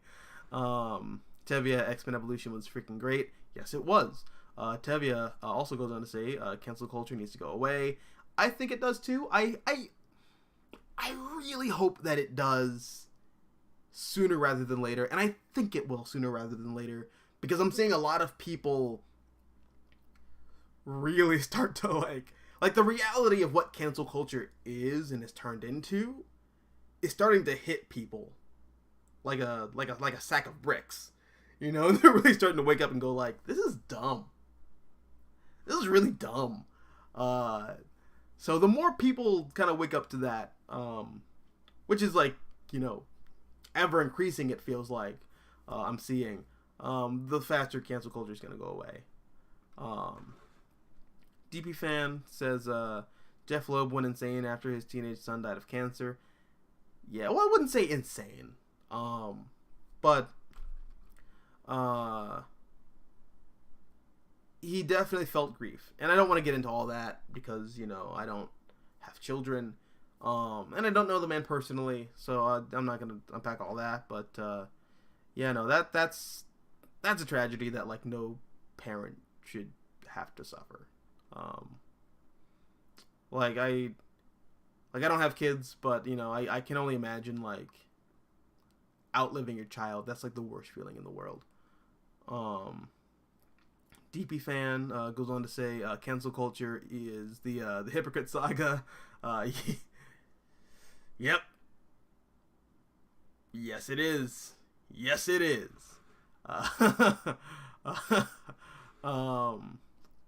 Tevye says Jeff Loeb's ultimatum was garbage. Yep. And I'm going to leave that there. Tevye also goes on to say, why did Bendis have to ruin everything with Superman and his family for that terrible Legion book? I don't know. But I still don't know why DC brought Bendis into the fold to do Superman in the first place. Again, I don't understand the logic that anyone working there has.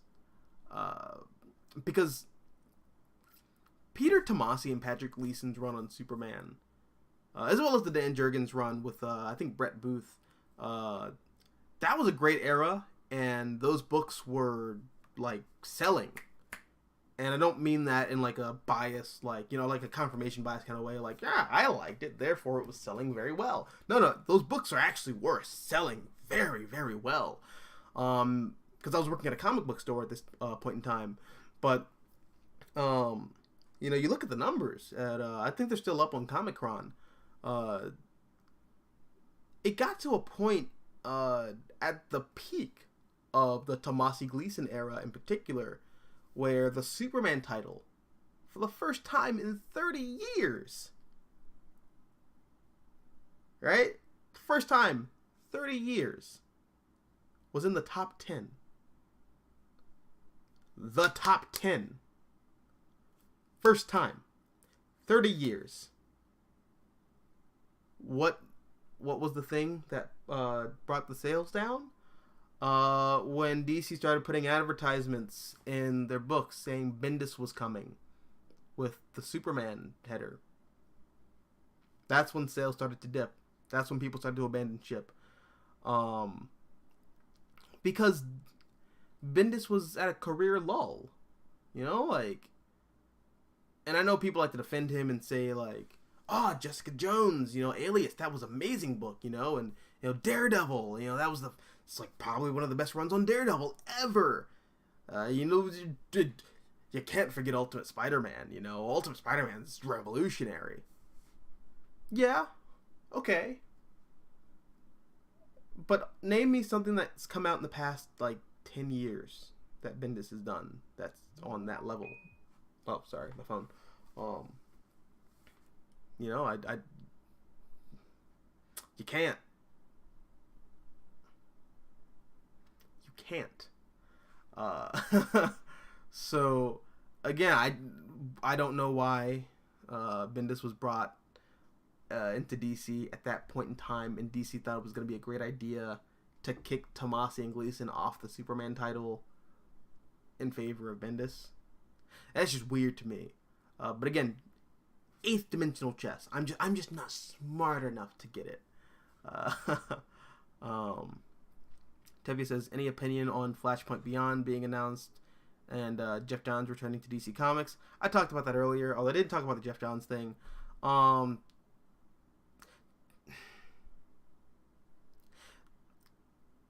It would be very easy for me to, like, you know, play the cancel culture game with, you know, Jeff Johns and be like, Dre Fisher and Jeff Johns is actually a bad person.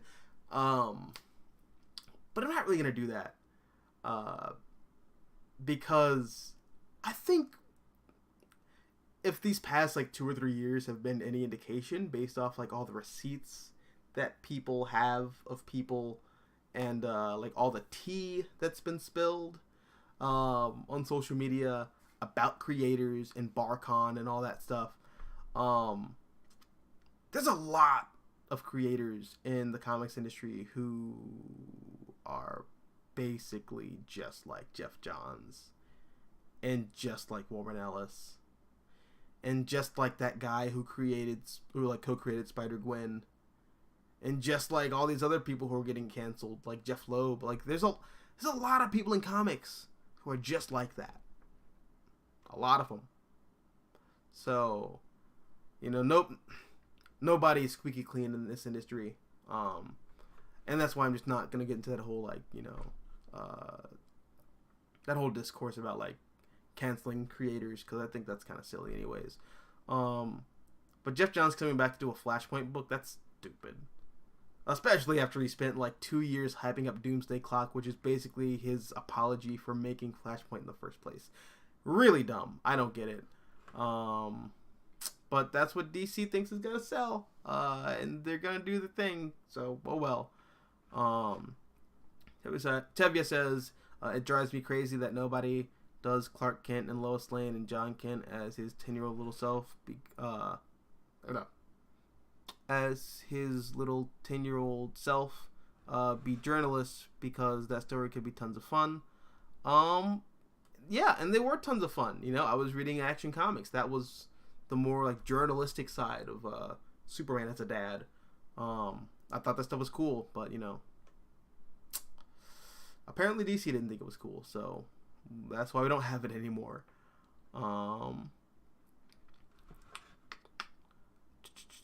DP Fan says, Boomer Gen X fanboys say Superman doesn't kill, yet Superman was a World War II veteran who killed Nazis.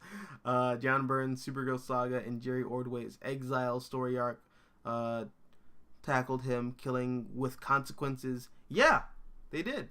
But again, icon character stuck in the middle. Nobody wants to pull the character out. They just want to focus on the icon, the iconography of Superman. And the iconography of Superman dictates that Superman doesn't kill.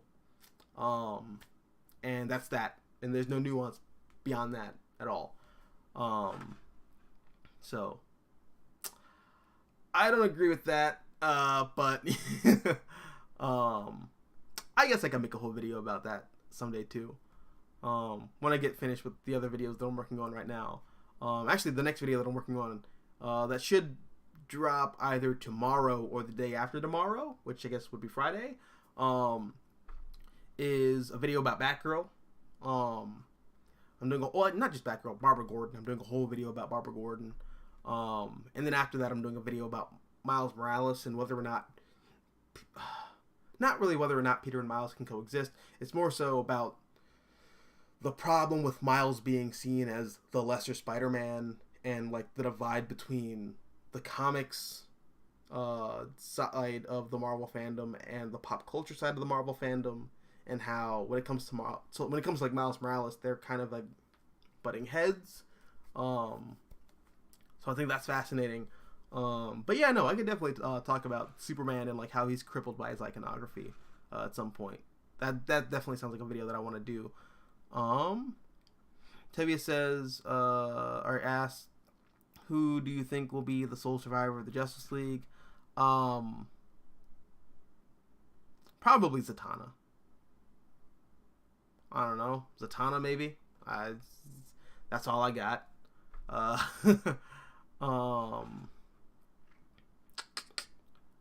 Tevia says, well, we are getting a crisis event this year, so maybe that crisis will probably undo all of these terrible mistakes. Yep, we're getting another crisis. Feels good. Feels excellent. Marvel, DP Fan says Marvel and DC have lost their touch since the DC New 52 reboot of 2011 and Marvel Now reboot of 2012. Ever since then, it's just been mass marketing. It's just been a mass marketing experiment for multimedia stuff like the MCU and the DCEU. Right, you are, and damn, that hurts. It really does. And it's funny. I actually quoted you at my local comic shop, and someone tried to say that I was like full of shit, and I was like, no, because I cite Green Lantern. Yeah.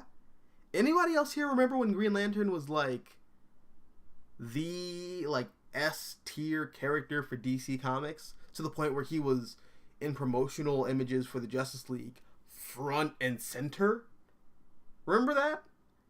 And then Ryan Reynolds and that whole Green Lantern movie comes out, and then Hal Jordan is just shuffled to the back and kind of made the butt of everybody's jokes in that Justice League book that Jeff Johns did for the New 52, and just DC starts trying to like bring in new Green Lanterns to replace him on Earth. No, I'm thinking that whole synergy engine that the parent companies are running, they definitely impact the comics, like without a doubt. New Menace. Oh, hey, what's up, New Menace? How you doing? You're new here. I haven't seen you in the chats before. What's up? New Menace says, hey, is the new Miles Morales run any good? Because I don't want to be disappointed since I'm recently reading some of his older stuff. I'll be honest, I haven't been reading any of the newer Miles Morales stuff, so your guess is as good as mine. So yeah, but good luck. And I hope you're really enjoying some of the older Miles Morales stuff. I think all the stuff from his introduction into the end of the Ultimate Universe is pretty cool. I don't think it's I personally don't think it's like the best that like Bendis had to offer, especially based off of like the Peter Parker era with Ultimate Spider-Man. But nah, dude, I definitely think a lot of that older Ultimate Spider-Man stuff with Miles Morales is great, especially compared to the stuff that we're getting right now. Or I can't say right now because I haven't read any of it. But I read the Bendis continuation that took place in the 616 universe, and that was all crap. Ignore that. Don't bother. DP fan says superhero genre of comics feels like soap operas with unlimited budgets. Yeah, they can. They definitely can, and that's why I love them a lot. Josiah Haynes says, what are your overall thoughts on the Immortal Hulk now that it's over? I have not gotten to the ending yet. Because comics are expensive and I am collecting Immortal Hulk in trade. But I love the idea so far. I think taking the Hulk back to his horror roots is just a brilliant idea, and a lot of the artwork, was that Joe Bennett? Beautiful. Magnifical, excellent. What was it when he was fighting? What's that guy from Alpha Flight? The Yeti. Is it the Yeti? I don't can't remember. Sasquatch. That scene where like Bruce Banner just collapses on the floor, and then the Hulk just tears through his body like a Cronenberg monster. That was amazing. Like, stuff like that is really cool. Yeah, I haven't read the whole thing all the way through just because I'm collecting this whole thing in trade. But yeah, what are your to flip this question back on you? What are your overall thoughts on the Immortal Hulk now that it's over? Tevye Smoka, personally, I just wish Marvel would finally have Peter Parker getting remarried to his wife Mary Jane and have his daughter Mayday Parker Spider-Girl alive and kicking in the main Marvel universe. That would be a cool alternative. That would be definitely really cool. Maybe, potentially. It all depends on who writes it. Because, someone could come in and do that and it's done terribly. So... monkey's paw. There's always a monkey's paw, especially with comics. There's always a monkey's paw with comics. Like for me, for the longest time, I was like, I can't wait for Bendis to leave Marvel, and then he goes to DC.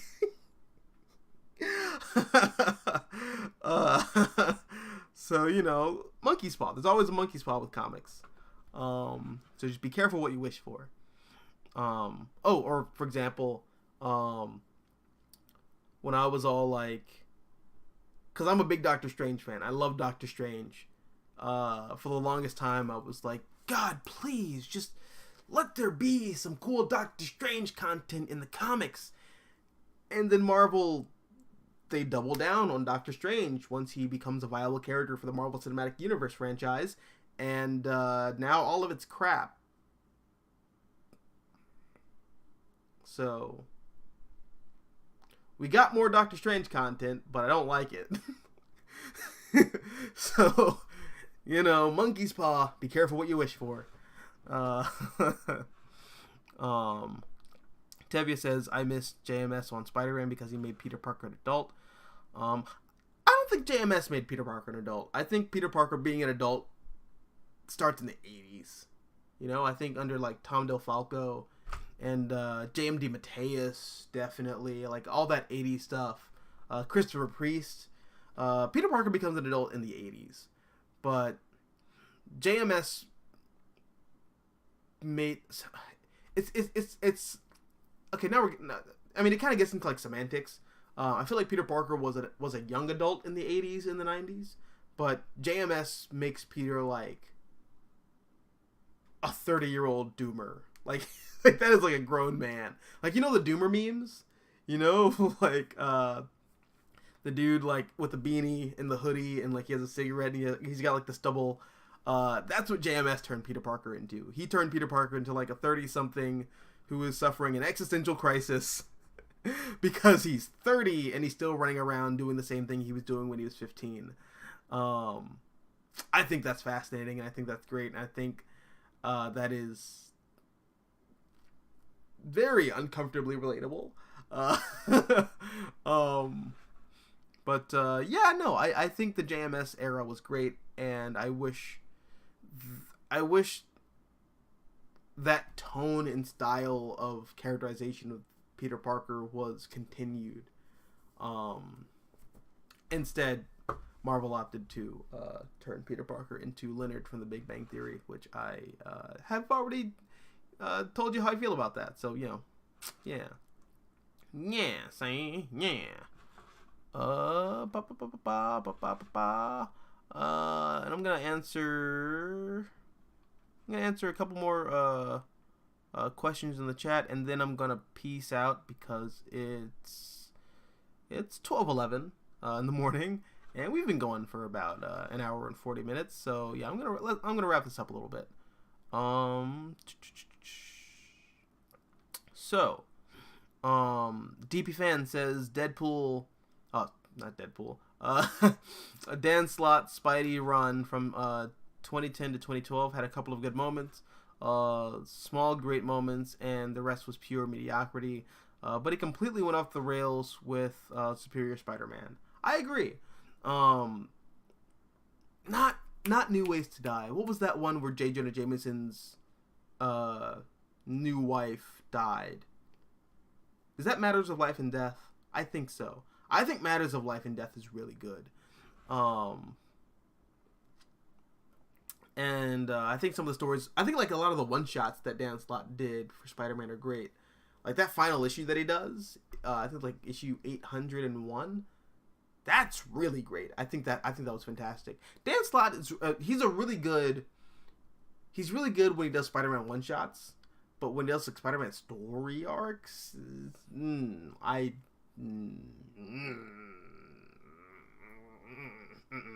a fan.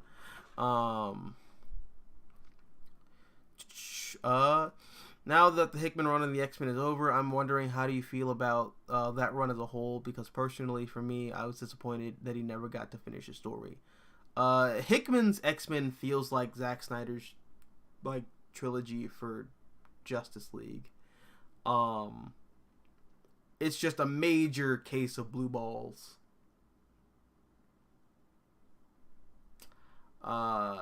Story is set up.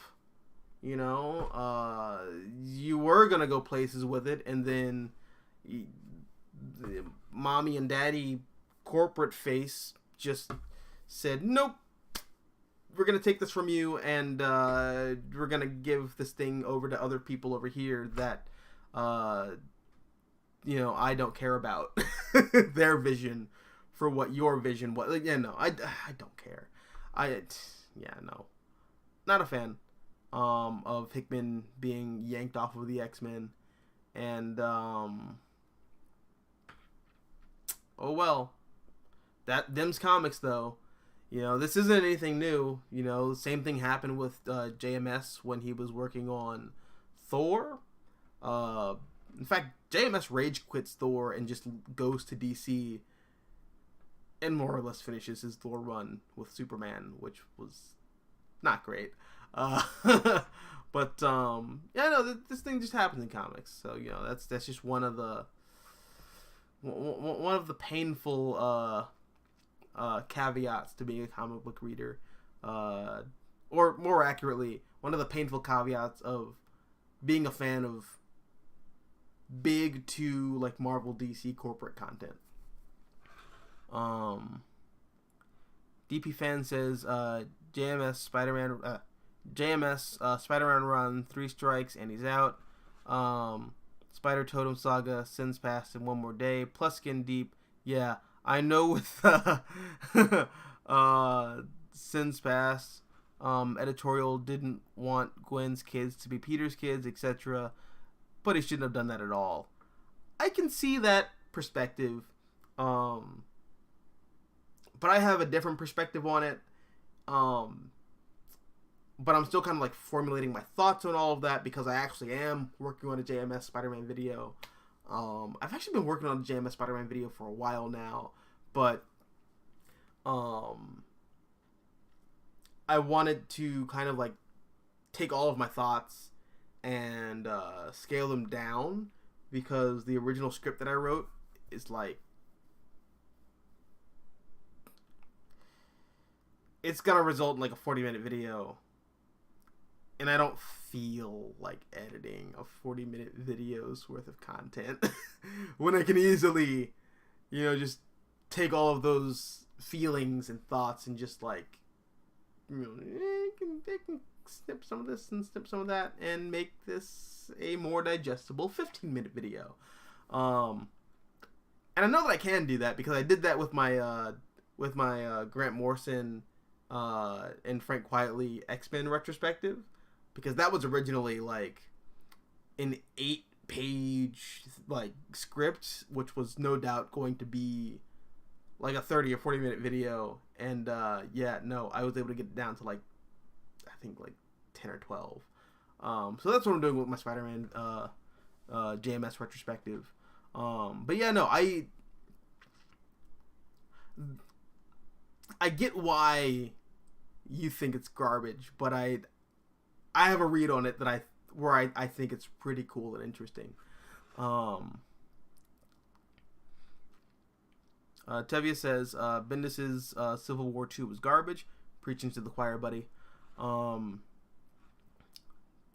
DP Fan says Bendis fell off his high with Marvel Now reboot of 2012.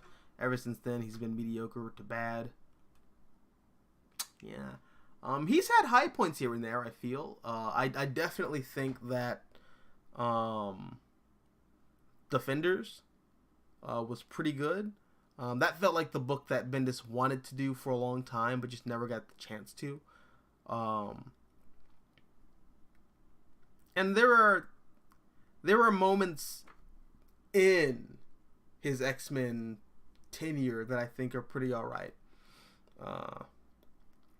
But for the most part, yeah. Also, his Iron Man is pretty good. Kind of. In the sense that I think he gets Tony Stark as a character. I think his voice for Tony Stark is great. I think everything else in that run is god-awful.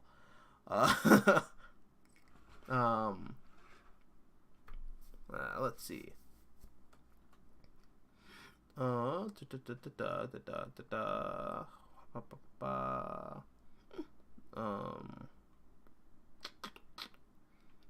Tevia says, question, any opinion on Spider-Verse and Spider-Geddon? Because personally, in my opinion, I found both stories to be really not great. Yeah, I don't... Okay. I think I've said this in my videos talking about the Spider-Verse movie and the Spider-Man No Way Home. I don't like interdimensional Spider-Man. I don't like Spider-Man, being the heart of the multiverse and, like Peter Parker going on like grand cosmic adventures. That's what you do with Superman. That's not Spider-Man. I feel like if that's your pitch for a Spider-Man thing, you fundamentally miss the point of Spider-Man.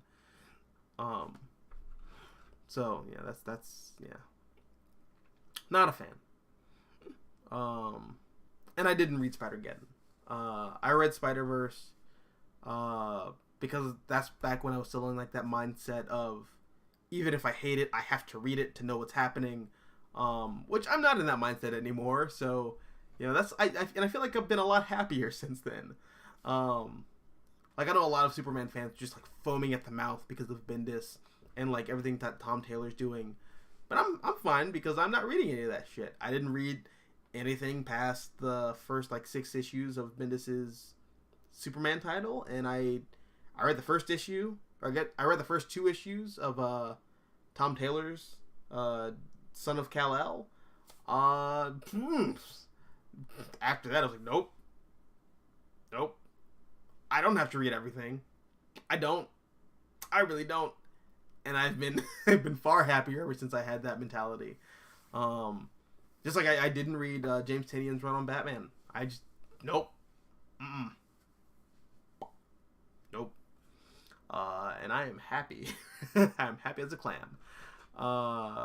You don't have to read everything. Just throwing that out there. You really don't. If something's like bothering you in comics, you have the option to just ignore it, which is what I do a lot. of the time.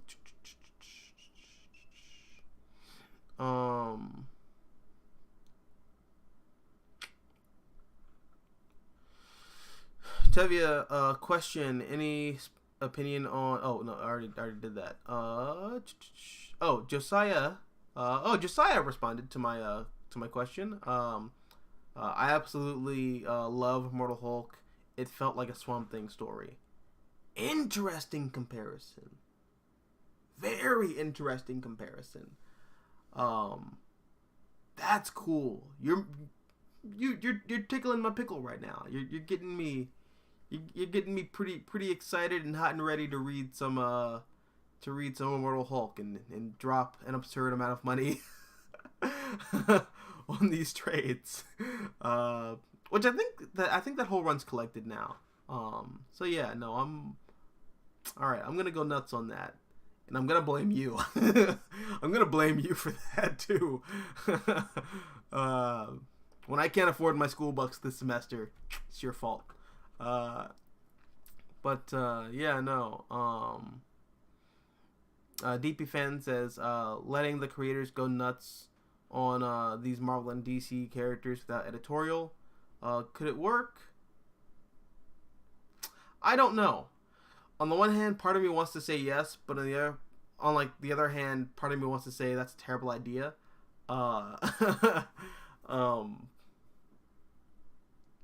And again, I know I always talk about Grant Morrison, but like for me, Grant Morrison is like, you know how people like look at Chris Claremont as like the pinnacle of comic book storytelling, as like far as writing goes.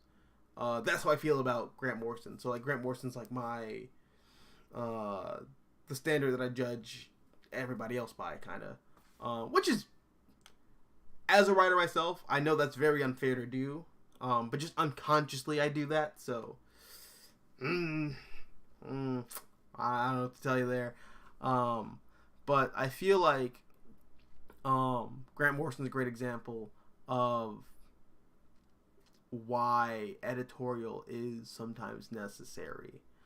Because Grant Morrison, I love them. I think they're an amazing writer. But good God, they need an editor. And there's no better example of that than their run on Action Comics in the New 52. Grant needed an editor painfully. And same deal with Superman and the Authority. I think an editor should have been looking over their shoulder and saying, "Hey, you know," and not in like a dickish like, "What are you doing, Grant? You're having Steel fight internet trolls, and what are you doing, Grant?" But not in that kind of way. Not in that like obnoxious, like, you know, stereotypical editorial kind of manner. But like, there's spelling mistakes. And like, you know, there's like coloring mistakes in that book. So like, maybe Grant's books do need editorial help. And that's a strong case of why I think editors can be a help rather than a hindrance. Because it's also like at the end of the day, some creators need editors, you know? So yeah, I'm not sure if that's the question, but yeah, no, I think editors are important. And absolutely necessary in a lot of cases. Tevia, and I see 3 more down here, and I'm gonna answer these 3, and then I'm gonna dip. Tevia says, any opinion on Bendis, Naomi, and Young Justice books, because I found them to be really not great and just stupid and all over the place. I can give you a pretty solid answer. I didn't read them. I did not read them. I ignored the hell out of those books. So yeah, that's how I feel about that. Any opinion on Philip Kennedy Johnson's Action Comics run? Because I think his World Saga stuff is great. I love it. I think it's great. I think I talked about this in my last live stream. No, the live stream before last. because that was the best comics of 2021 video. I think it's great. I think Philip Kennedy Johnson is kind of taking Superman back to that pre-City of Tomorrow tone that Dan Jurgens was pioneering, where the Superman books, for all intents and purposes, were basically Doom Eternal with Superman. And that shit rocks. like that's really cool. And that's what Philip Kennedy Johnson's doing with the Action Comics title, and I'm down for it. I'm down.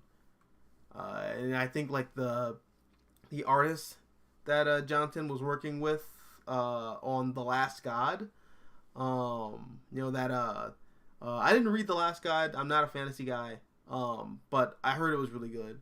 And the artist that Johnson was working with on that title is working with him again on Action Comics, and I think that art's great. Like I skimmed through that book back when I was working at my local comic shop. The art was fantastic, and I really cannot wait to see how they interpret Superman under Johnson. I'm excited for that. Yeah, like Action Comics is like one of my favorite superhero comics coming out right now. Like that and Iron Man by Cantwell and Cafu. Like they're like neck and neck for like my favorite superhero comics right now. DP Fan says my Marvel continuity, everything from 30s through 2012, pre-Marvel Now reboot, and my DC continuity, everything from 30s through 2011, pre-DC New 52 reboot. That's my jumping on and off point for DC. LOL. I can definitely fuck with that mentality. I don't think maybe I've said this in the last live stream, I'm not sure, but I feel like Marvel and DC right now are zombies. Yeah, I feel like both Marvel and DC, as far as comics are concerned, are post-mortem. Like DC has been dead since Final Crisis, as far as I'm concerned. Really, DC's been dead since Infinite Crisis, and then Final Crisis is like the like pull your pants down, just like scream at the wall, this is it, baby, we're done. Woo! It's over! Party! The multiverse is collapsing! And then everyone brings it back, and the new gods they died, but they're back, and it's epic! The world has ended. And then the heroes come back and bring everything back to the light. I think that is the end of DC Comics. That's the end of that universe. Final Crisis is over. That's when DC died. And I feel like for Marvel, Secret Wars, Jonathan Hickman and Asad Ribic's Secret Wars, that's the end of Marvel. Yeah, right? Doctor Doom becomes a god. He gets the thing that he's always wanted, and he rebuilds the Marvel Universe in his image, but it's fractured and broken. And, the heroes from, the disparate parts of the multiverse, particularly the 616 and the Ultimate Universe, they have to save the day. And it's this big, epic, last hurrah for the history of the Marvel Universe, or the history of the Marvel Multiverse. And it's just a big celebration of, like, the Ultimate Universe, and, the Inhumans, and the X-Men, and all the stories that have, made Marvel what they are today. And then it ends with Spider-Man Peter Parker from the 616 and Spider-Man Miles Morales from the Ultimate Universe, the two main Marvel universes. they save reality by giving the Molecule Man a fucking cheeseburger. And then Molecule Man says, you know what? You're alright. Saves the multiverse. And then Reed Richards and his family, the Fantastic Four, the first family,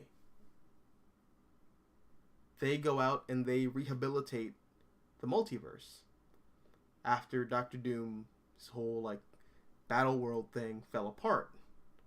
You know, they're explorers, and they're going to go out and they're going to fix what's broken.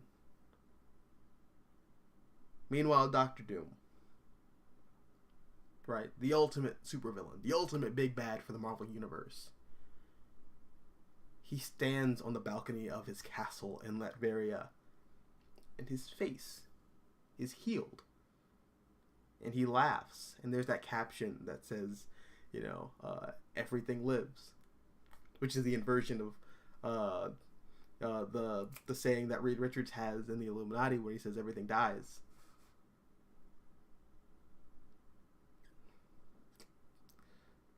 Brilliant, beautiful, poetic. That's the end of Marvel. Secret Wars is the end of Marvel. Final Crisis is the end of DC. I feel like ever since those points, Marvel and DC just haven't. They've I don't know. I feel like that was the end.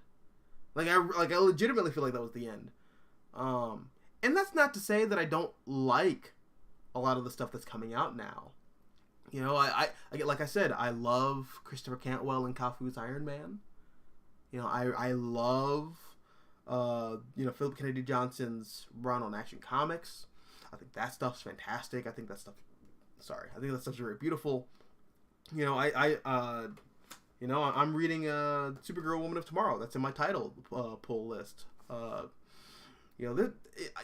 There's stuff that's out there that I think is really good, man. You know, there's stuff that's come out since Final Crisis that I think is great for DC. There's stuff that's come out for Marvel since Secret Wars that I think is great for Marvel. But on the whole,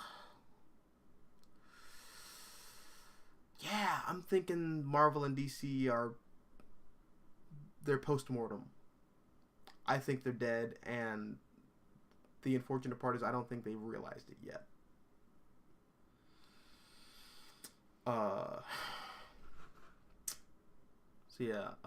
That feels like a downer, so I'm gonna try to I'm gonna answer a few more before I dip.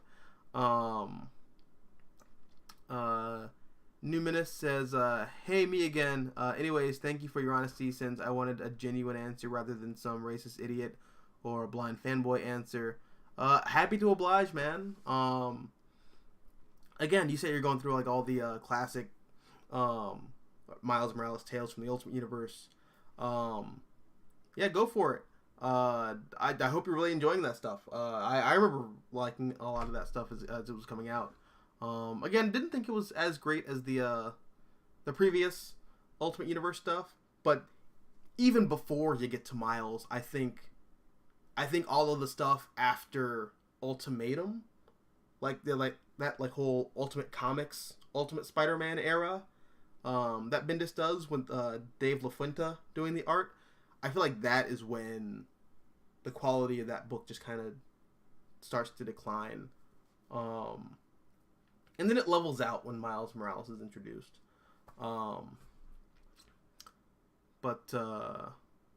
Yeah, no. It also sucks that like there's a lot of people who are just like racist about it. Like fuck them. Like honestly, just fuck them. Like it's whatever. But yeah. And Tevia says Robin is great. I don't quite know the context behind that comment, but yeah, Robin is great. I think Robin's a fantastic concept. Yeah. I guess I'll leave it at that, you know? That's where I'm going to end this stream. Robin is great. Robin's fantastic. Fuck yeah. Here's one for Robin. Anyways, guys, thanks for watching. It's been a pleasure talking with you guys on another Wednesday into Thursday. Have a great night, or I guess morning, evening, wherever you're watching this. I don't know how the time zones are working, but just bless. Thanks for watching. Hit the like button if you haven't already hit the like button. Subscribe if you're not already subscribed. And yeah. Until next time. Adios. Wait, hold on a second. I'm at least gonna have the beanie in the shot as I do this. Until next time, Adios, nachos. Adios.